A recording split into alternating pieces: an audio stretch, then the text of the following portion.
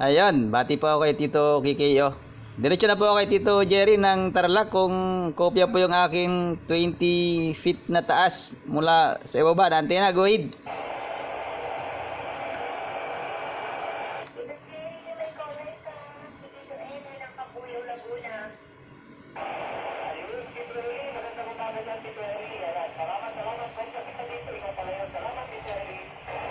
Yeah, Tito Jerry, salamat din po at mababa lang po antena, pasensya na, nag-try lang po ako at nakukopya po kita dito sa Kabuyaw. Salamat po Tito Jerry, mabuhay. Tita, thank you. Ayun ha, yan ay napakababang antena nun. Yan yan lang oh, nakapatong lang sa bubong, mga 20 feet lang yan kasi isang tubo. Tapos may dugtong lang nakapraso, mga sabi natin 23 feet. Oh, yun lang ang taas niyan. Ay kay Tito Jerry yun ng Tarlac.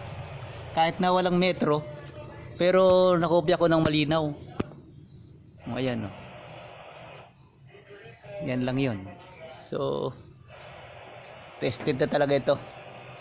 Sabagay, baka mga naman mataas ang anon. Ay, ano yun? Narinig ko kanina. Parang 50 feet ang taas ng antena niya ni Tito Jerry.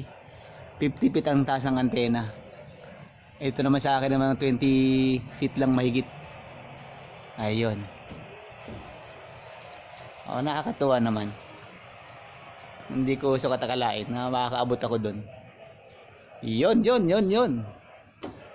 Ayun pa yung isa. So, ibinaba ko yan nung malakas ang hangin. At talagang naglilitersin na siya halos. Ay hindi naman yan fiber eh. Yan ay aluminum pero nakasurvive siya doon sa malakas na hangin. Ayun.